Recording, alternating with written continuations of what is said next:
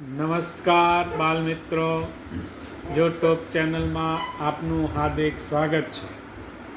આજે આપણે ભાગ નંબર 37 દાખલો નંબર 7થી 12નું સોલ્યુશન મેળવશું. તો ચાલો શરૂ કરીએ. દાખલો નંબર 7 શબ્દ છે બીજ, ફળ, ફૂલ, છોડ.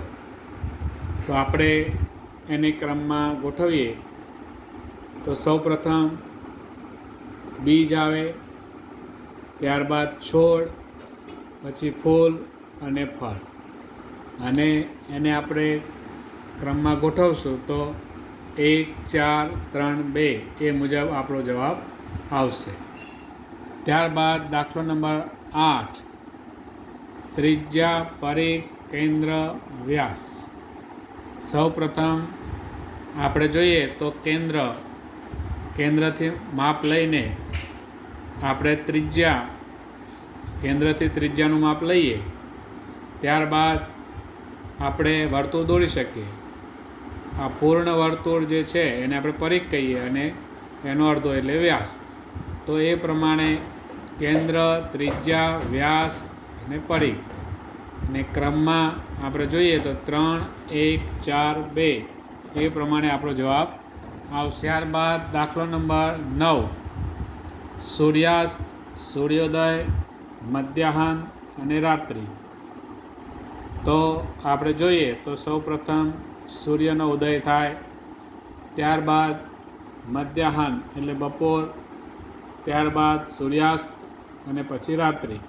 તો આ ક્રમ મુજબ આપણે જોઈશું તો એનો ક્રમ આવશે 2, 3, 1, 4. ત્યારબાદ દાખલો નંબર 10 આંગણવાડી, પ્રાથમિક શાળા, માધ્યમિક શાળા અને કોલેજ. તો સૌપ્રથમ આપણે જોઈએ તો આંગણવાડીથી શરૂઆત થાય, ત્યારબાદ પ્રાથમિક શાળા પછી આવે માધ્યમિક શાળા અને ત્યાર પછી આવે કોલેજ. તો એનો ક્રમ 1, 2, 3, 4 એ પ્રમાણે એનો ક્રમ આવશે. તો આપણો જવાબ છે 1, 2, 3 અને 4. ત્યારબાદ દાખલો નંબર 11 કુટુંબ, સમાજ, સભ્ય અને દેશ. તો આપણે જોઈએ તો સૌપ્રથમ સભ્ય, ત્યાર પછી કુટુંબ, સભ્યથી કુટુંબ બને, કુટુંબથી સમાજ અને સમાજથી રાષ્ટ્ર એટલે કે દેશ. તો તે પ્રમાણે આપણે ક્રમ જોઈએ તો 3, 1, 2 અને 4 આ મુજબ આપણો જવાબ આવશે. ત્યારબાદ દાખલો નંબર 12 પોલીસ, ગુનો, સજા, ચુકાદો અને સુનાવણી. તો સૌપ્રથમ માણસ ગુનો કરે તો તેને પોલીસ પકડે. પોલીસ પકડ્યા પછી તેની કોર્ટમાં સુનાવણી કરવામાં આવે. ત્યારબાદ ન્યાયાધીશ તેને ચુકાદો આપે, અને ચુકાદો આપ્યા પછી તેને સજા થાય.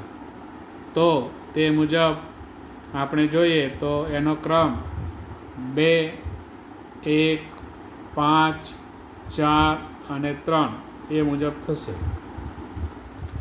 તો આજે આપણે ભાગ નંબર 37માં દાખલા નંબર 7થી 12નું સોલ્યુશન મેળવ્યું. હવે પછી આપણે દાખલા નંબર 13થી આગળના દાખલાનું સોલ્યુશન ભાગ નંબર 38માં મેળવશું. નમસ્કાર બાલમિત્રો, આપને જો આ વિડીયો પસંદ આવ્યો હોય તો સબસ્ક્રાઈબ કરશો, લાઈક કરશો અને આ વિડીયો સતત આપ જોતા રહેશો. નમસ્કાર.